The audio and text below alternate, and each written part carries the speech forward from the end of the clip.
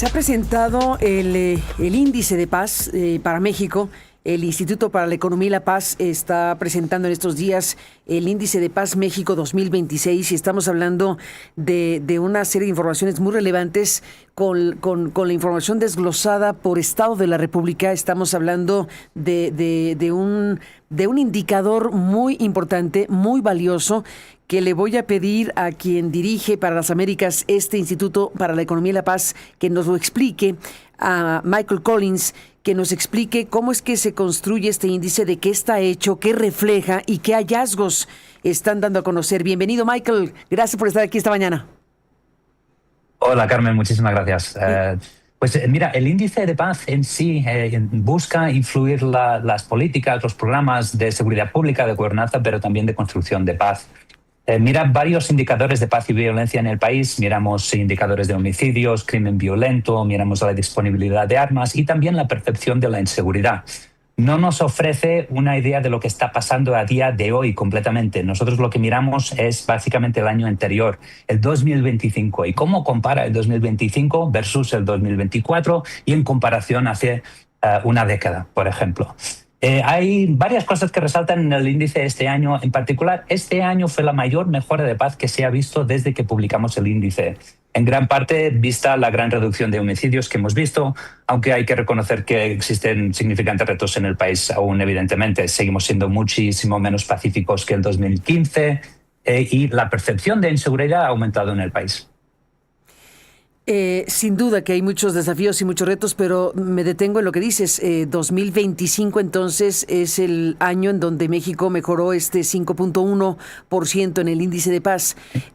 La mayor mejora en la paz jamás registrada. ¿Qué entendemos por paz para empezar a hablar también de ese tema?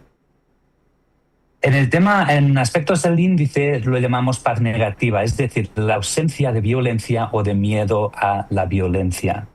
Entonces nos sirven estos indicadores que desagregados son 11, si tratamos elementos relacionados con los homicidios, pero luego incluimos también elementos como la violencia familiar, los asaltos, el robo.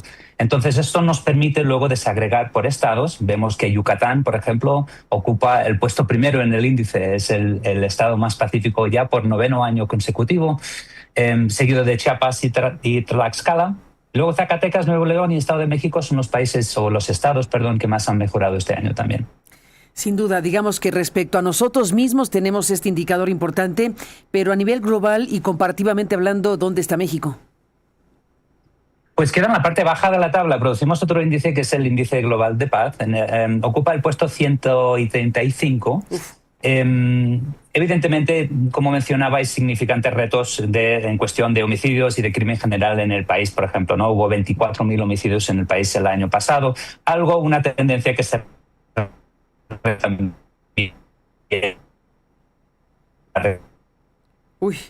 Estamos teniendo problemas, Michael, con tu señal. La perdimos. Perdimos la señal de Michael Collins, el director para las Américas de este Instituto para la Economía y la Paz. A ver, déjeme que hagamos algo para poder recuperar precisamente la conversación con Michael, que es importantísimo saber, pues efectivamente, dónde está México parado en este momento. En el reporte que están dando a conocer en estos momentos es que hay que destacar varias cosas, que México registró en el 25 la mayor mejora anual de paz desde que comenzó la medición. La tasa nacional de homicidios cayó, según este indicador, 22.7% entre 2024 y 2025, lo que representa cerca de 7,000 muertes menos en un solo año, según los indicadores que están tomando como válidos en este indicador. La trayectoria positiva se ha sostenido durante 6 años consecutivos desde el pico de 2019. 22 estados mejoraron su puntaje, mientras que 10 registraron deterioros, principalmente vinculados a la fragmentación de estructuras criminales. Regreso contigo, Michael. Adelanté algo de lo que dice el informe y bueno, retomemos el hilo. Estábamos en el punto donde nos estás planteando este indicador importante para México. Y retomamos el hilo sobre estos datos. Estamos hablando de que tenemos una trayectoria positiva en los últimos 6 años desde lo que pasó en 2019, que hay mejoras en 22 estados, pero que hay 10 que registran deterioro. Retomemos el hilo, si te parece, Michael. Sí, por supuesto, Carmen, y yo creo que es muy bueno recordarlo también así a nivel de tendencia. Entonces, gracias por mencionar estas mejoras de 6 años consecutivas, ¿no? Porque nos informa un poco de cómo proceden las cosas, más allá de las actividades o las noticias particulares del día en este sentido. Hubo también una mejora, evidentemente, en el costo de la violencia. Se redujo un 11,4% en más de 500.000 millones. Pero hay que decir que por el momento el coste de la violencia sigue siendo muy alto también en México, 4 billones de dólares el año pasado. En términos de los estados donde hay más dificultades ahora, pues Colima sigue siendo... Me detengo un segundo, Michael. Perdón, te interrumpo un segundo. Antes de ir a los estados, déjame detener acá en lo que cuesta la violencia. En los costos de la violencia se mantiene elevado, efectivamente, equivalente al 11% del PIB nacional. Sí. ¿Cómo es que se calcula? 30.000 pesos por persona. ¿Cuánto? ¿24? 30.000 pesos por persona. O sea, 30.000 pesos por persona anual. Es el costo de la violencia. México, ¿Cómo es que se llega a este indicador? ¿Cómo se sabe cuánto cuesta económicamente la violencia, Michael? Pues hay varias maneras de medirlo y hay varias consideraciones que se deben tener, porque uno considera primero lo que es el impacto de la violencia, ¿no? Entonces hay gastos directos, es decir, por ejemplo, los gastos de seguridad, los gastos policiales, la inversión que hacer en contención de seguridad del gobierno en materia de seguridad pública, pero también en sistema de justicia y sistemas penitenciarios. Y luego está lo más evidente, que es la pérdida de productividad que supone, por ejemplo, los homicidios. Estamos hablando de 40 años aproximadamente de productividad perdida por cada homicidio que se vive en el país. Más allá de eso, luego hay más efectos indirectos, es decir, simplemente el miedo, la violencia y el impacto que tiene esto en lo que es el tejido social y también el tejido económico. Mirando el caso de Sinaloa, por ejemplo, vimos más de 35.000 actividades económicas que tuvieron que cerrarse el año pasado a causa, en este caso, de la inestabilidad de a los grupos criminales. Veo en las gráficas, rápidamente antes de ir a los estados específicos, veo en las gráficas que hay, ustedes toman estas informaciones del sistema público de información, es decir, la reducción de 22.7% de homicidios, obviamente es tomada del sistema de México en materia informativa, ¿cierto? Y lo tomamos del Secretariado Ejecutivo de Seguridad Pública, sí. Exactamente. Pero luego hay que reconocer, evidentemente, que existe una cifra negra en el país. Entonces, en ese sentido, nosotros lo intentamos incorporar de varias maneras. Por ejemplo, tomando la encuesta de victimización de INEGI. Eso nos permite luego mirar en aspectos relacionados, por ejemplo, a los asaltos, a la violencia familiar, cuáles podrían ser estas diferencias entre lo que se reporta oficialmente y lo que reportan las víctimas de ese caso. Noticia importante que creo que refleja también algunas de los retos que existen en el país. La violencia familiar es a día de hoy más frecuente que el robo. Sí. Están, los datos de homicidio, están los datos de delitos cometidos con armas de fuego que también han reducido 17.4%, están delitos con violencia, calificación general en total es menos 5.1 para englobar esta parte de la historia.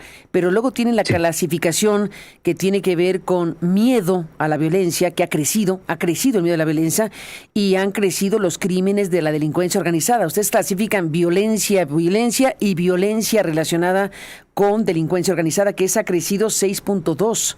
Entonces tenemos estas dos circunstancias. Sí, es verdad. Hemos visto a nivel de incorporar todos esos indicadores esta mejora, ¿no? en este año, pero también ciertos deterioros. Si miramos, por ejemplo, en particular dentro de lo que consta como crimen organizado, el narcomenudeo, aumentó un 10% el año pasado y se ha triplicado desde el 2016. Y con eso también la extorsión. Entonces, eso en complemento con los homicidios y otros indicadores influye muchísimo. Nosotros creemos en lo que son los indicadores de miedo a la violencia, ¿no? Esta percepción de inseguridad. Como mencioné anteriormente, el 75% de los ciudadanos en México por ahora se sienten inseguros. Es una pena en este sentido, porque en una parte vemos estas mejoras en paz, pero luego existe la extorsión, existen promedios muy altos de violencia en el país que hay que seguir tratando, y luego existe la memoria histórica un poco de estos eventos también. Uh-huh. Sí, sin duda. Michael, por estados de la República, ustedes revisan, miden toda la República en general y por estados. Sí, hablamos de Yucatán como el estado más pacífico, seguido en ese caso de Chiapas y Tlaxcala. Hablamos de Zacatecas, Nuevo León, Estado de México como estados que habían mejorado. Tamaulipas, a nivel de tendencia en los últimos 10 años, es un estado que se ha estabilizado muchísimo. Colima sigue como el país menos pacífico en el 2026, seguido de Sinaloa y de Guanajuato. Sinaloa es el que ha visto el mayor deterioro, ha deteriorado en todos los indicadores prácticamente, y sigue viendo muy altos índices de violencia, en particular el homicidio ha aumentado desde el 50 homicidios por 100.000 personas en el 2024 a 150 el año pasado. Ni más ni menos. De todo lo que viste, Michael, de todo lo que tienes aquí respecto a lo que es tu experiencia con esta herramienta, con estas mediciones, con estos informes, ¿qué destacarías de este informe 2026? Sé que has destacado todo, pero en particular, ¿tienes algún dato o algunos datos que especialmente digas, ojo con esto? Sí, mira, no para repetir, pero creo que es importante resaltarlo, ¿no? Estas mejoras que vemos en paz son importantes porque estamos de muchas maneras en un momento muy crítico, sí, donde pueden ir bien o pueden ir mal las cosas. Entonces, yo creo que es importante reconocer esta mejora, al mismo tiempo reconocer estos retos que siguen siendo mayores. Como recomendación en el índice, pues evidentemente hablamos de la necesidad de seguir invirtiendo en materia de seguridad pública, en especial de justicia. Vemos muy altos índices de impunidad. Vimos un gran aumento en el nivel de encarcelación el año pasado. Esto supone pues un peso, ¿no?, y una dificultad por la justicia.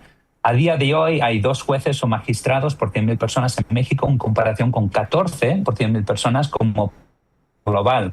Entonces, en ese sentido, yo creo que hace falta a día de hoy reforzar muchísimo más tanto el sistema de seguridad pública para poder consolidar estos avances, como la justicia para no retroceder. Michael, ¿qué dato nos das? 2 jueces y magistrados por cada 100.000 habitantes y el promedio mundial es de 14, o sea, tenemos 2 contra 14, que es el promedio mundial, muy poco. 7 veces menos. 7 veces y ahora, menos. Bueno, las prisiones a día de hoy 115% sobrecapacitadas. El 40% de personas por el momento están en prisión preventiva. Entonces, incluso ya hay dificultades hoy. Si se sigue en este sentido, en la reducción de homicidios, en lo que es la persecución de delito, pues evidentemente esto supondrá un esfuerzo adicional para la justicia y es algo que hay que tener en cuenta. Déjame regresar a lo que ya mencionaste porque son datos que están cayendo como lluvia, pero déjame detener para volver al punto de lo que nos cuesta el tema, el impacto económico de la violencia, que esa es parte fundamental de este índice. El impacto económico de la violencia en México fue de 4 billones de pesos, dijiste, el 11% del Producto Interno Bruto. Para efectos comparativos, ¿cuál debería ser la tasa razonable de impacto económico en un país? ¿Cuánto, en función de su tamaño y de sus proporciones, debería gastar un país en este tipo de cosas? Aquí gastamos el 11% del PIB. Sí. Países más pacíficos del mundo vemos generalmente que un 3% del PIB es el que se tiene que gastar, tanto en violencia como en contención de la violencia. Esto en los países que tienen los índices de menos violencia en el país. Idealmente los países pacíficos son los que tienen las 2 cosas, es decir, tienen pocos homicidios, poco crimen, tienen poco gasto en justicia simplemente porque no hace falta. Entonces México está en el 11, podríamos decir que en general los países menos pacíficos es un 30%. Entonces, en ese sentido, México está por ahí en la mitad, pero hay que tener en cuenta que muchísimos de los países que están por debajo de México son países también que están en guerra, ¿no? Entonces, influye muchísimo también. Evidentemente, a nivel de conflicto en respecto a otros estados, es algo que México generalmente va bien, pero siguen los retos internos, evidentemente. Entonces, no, hay que llegar al 3%, ¿no, Carmen? Sí, ni más ni menos. Pues estamos en esto. En relación a los estados de la República, ya mencionaste algunas características. ¿Alguno en particular tiene algún comportamiento especialmente destacado? Es decir, ¿en algún lugar de la República algo pasa especialmente distinto a lo que ha pasado en los últimos años? se mueve mucho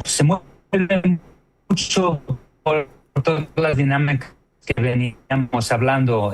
Quizás resaltar de nuevo el caso de Tamaulipas como un estado que, pese a todas estas diferencias y todos estos cambios en el ambiente de seguridad, ha mostrado pues una cierta estabilidad de mejora durante todo este tiempo, y evidentemente siempre resaltar lo bueno del año pasado, en este caso Zacatecas también. Sorprende en parte Baja California Sur por el hecho de que es uno de los estados que tiene menos percepciones de la violencia, menos percepción de inseguridad, pese a ser uno de los estados con menos niveles de paz en el país. Uh-huh. Ni más ni menos, es un contraste interesante. Está hablando, fíjate tú, estamos tú y yo conversando, Michael Collins, y en este preciso momento la presidenta está hablando no de ti, sino del índice, bueno, de ti porque es el índice, está hablando del índice. Déjame recuperar lo que está planteando desde la conferencia matutina Claudia Sheinbaum. Vuelvo contigo después de escuchar. Bueno, les quiero presentar otra cosa. Está muy buena también. Va. Ayer salió un documento, se llama Índice de Paz México 2026, identificación y medición de los factores que impulsan la paz. ¿De quién es este documento? Ahí está, el Instituto para la Economía y la Paz. Espera. Índice de Paz México 2026. Ahí está donde lo pueden encontrar. Son distintas instituciones que hacen, nacionales y extranjeras, que hacen el resultado. Bueno, un panel independiente de expertos, no partidista y sin fines de lucro. Tiene su sede en Sydney, Australia, con oficinas en Nueva York, La Haya, entre otros. Adelante. Así dice.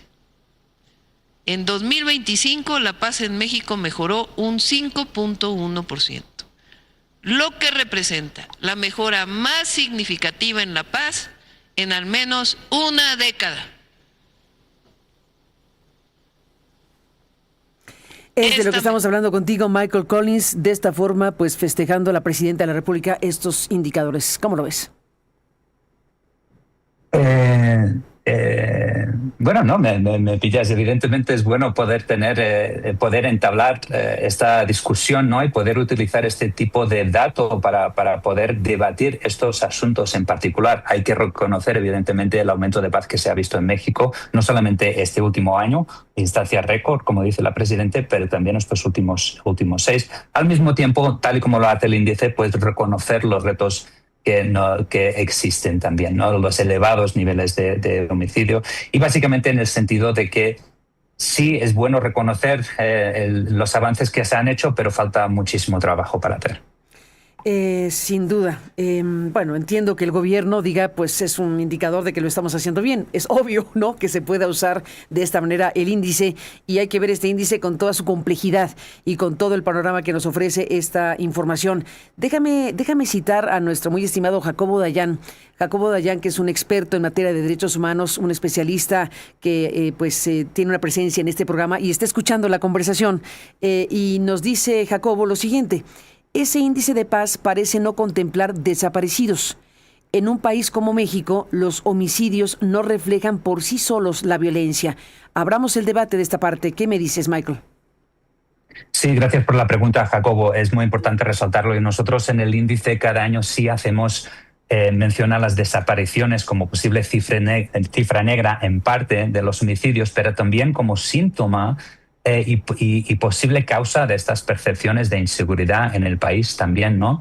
Entonces, reportamos en el índice que el año pasado, según la Comisión de Búsqueda, hubo 35.000 desapariciones, 12.000 de las cuales son víctimas que no han sido localizadas, ¿no? Y que ya forman parte de lo que es el número completo de las 113.000 desapariciones. Evidentemente es algo muy importante a resaltar. No podemos integrarlo por el momento dentro de lo que es la estructura del índice, simplemente por la manera que se reporta en los estados, y no nos permite hacer las comparativas necesarias por desarrollar el ranking del país. Pero sí lo hacemos, sí hacemos esta importante mención por el evidente muy alto impacto que tiene no solamente en términos de cifra negra de homicidios, pero también en términos de percepciones de inseguridad.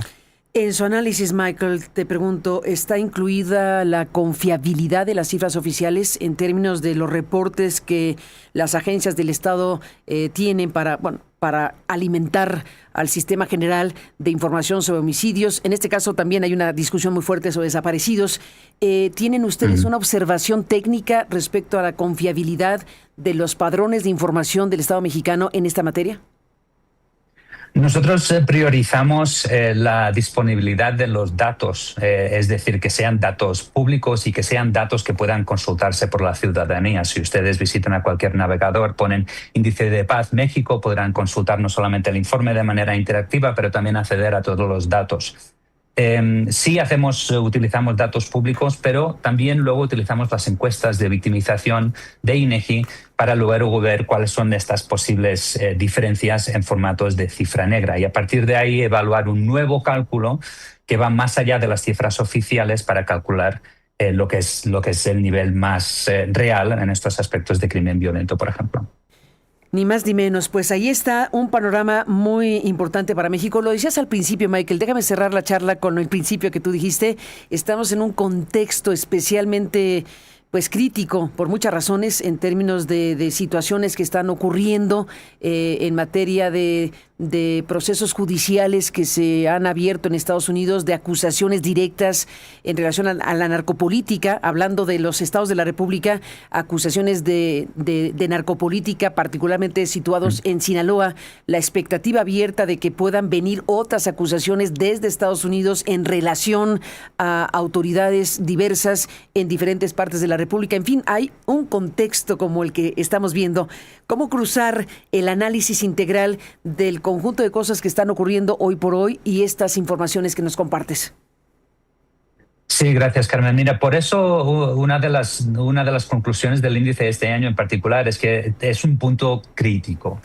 Todo este tipo de cambios, tanto a nivel de justicia como a nivel de extradiciones, como a nivel de diferentes arreglos y también de influencia de países exteriores, evidentemente va a influir muchísimo en las dinámicas de seguridad, ¿no? De hecho, ya se ha visto esta influencia de varias maneras el año pasado. Entonces, nosotros lo dejamos como puerta abierta, es decir, puede ser bueno, puede ser malo en términos de impacto que tiene sobre la seguridad ciudadana. Lo mejor que se puede hacer, al menos desde nuestra perspectiva, es de medir estos cambios para poder luego informar política futura. Ni más ni menos. Y no puedo no preguntarte en esta parte, hablando de este contexto que vivimos, dentro del informe que invitamos al público a que lo revise directamente en la página de ustedes, en este Instituto de Economía y Paz, el IEP, hay una parte que ustedes reflejan muy bien que tiene que ver con la fragmentación de los cárteles. Ustedes lo titulan Un equilibrio frágil roto y hablan de dos acontecimientos que obviamente han cambiado el panorama criminal de México, que es lo que está pasando en Sinaloa, la guerra intestina del cártel de Sinaloa y la muerte del Mencho. Dos grandes sucesos que han trastocado el frágil, por llamarle de alguna manera, equilibrio. Detente ahí, Michael, te propongo. Sí, gracias. Mira, en este sentido, ahí vemos las grandes influencias que pueden tener estos cambios en dinámicas criminales, ¿no? Por ejemplo, vimos este gran deterioro en Sinaloa, derivado en gran parte por el incremento de homicidios y en parte, por lo que son la fragmentación del cártel Sinaloa entre las diferentes bandas, específicamente los Chapitos y los Maíza, ¿no? Esto ha tenido un impacto severo en lo que es el Estado, pero luego ha tenido un impacto también en lo que es la guerra más amplia, en este caso con el cártel Jalisco, que puede estar luego influyendo en los niveles de seguridad en los otros estados también. Comparamos los dos casos con el caso del Mencho específicamente, porque aunque se vieron altos índices de violencia en los días posteriores la captura, a la muerte del Mencho, no se vio necesariamente este aumento de violencia que se vio en el caso de la captura del Mayo y del hijo de Joaquín Guzmán, ¿no? Entonces es una comparativa de las dos cosas que pueden pasar y las dos cosas pueden tener impactos muy, muy, muy diferentes. Por eso nos queda una cierta inestabilidad, unas ciertas preguntas este año, pese a las mejoras que hemos visto, porque evidentemente tener un importante impacto en niveles de paz el año que viene también. Ni más ni menos. Pues Michael Collins, te aprecio muchísimo que nos hayas permitido este enlace con ustedes, contigo, en este momento donde se está hablando, discutiendo, y ya la presidencia pues lo está tomando como referencia obligada esta mañana en su conferencia. Mira, estas son unas gráficas tremendas, ¿no? Ahí se ve un pico gigante, ¿no? Es decir, cuando hay un evento de este calibre, cuando hay una captura como... Bueno, captura y muerte de un personaje como el Mencho, podemos observar el tipo de cosas que ocurren, ¿no? Déjame detener aquí observando junto contigo esta gráfica. Sí, exactamente, ¿no? Y mira, en este caso parece haberse editado algo mayor, pero luego hay que ver, ¿no? Al decapitar bandas, al ver este proceso de fragmentación, tal y como hemos visto en Sinaloa, existe el peligro aún que lo que hemos visto en Sinaloa se vaya a vivir en otros estados del país. Pues sí, todo eso es lo que estamos aquí observando, y en su análisis prospectivo, por decirlo así, ¿podría ocurrir en otras partes de la República en función de este contexto? Sí, claro, es algo que no descartamos para nada. Llevamos 13 años haciendo el índice de paz, entonces estos componentes nos salen, y si no salen en un estado, salen en otro. Sí es importante desagregar por estados, precisamente por ir controlando y monitoreando estos diferentes cambios y estudiar esta dinámica, pero no hay que olvidar a nivel general podemos ver estas mejoras, pero por último compartir también estos retos que siguen existiendo en el país, estos índices muy elevados de crimen violento y de homicidios, más allá de si solucionamos el problema del crimen organizado mañana. Ni más ni menos. Pues ahí está este índice de paz. Te aprecio muchísimo, Michael, que estés aquí. Invitamos al público a que lo pueda revisar directamente con ustedes en su página. Y bueno, pues ahí todo por verse, todo por seguirse analizando. Es, como tú dices, y coincido plenamente como parte de sus conclusiones, un momento crítico para México. Y aquí están estos insumos de información para analizar. Gracias por estar aquí, Michael, y hasta la próxima. Gracias, Carmen. Gracias, Michael Collins, con esta información. Dejamos correr aquí algunas de estas imágenes y regreso con ustedes en un segundo más.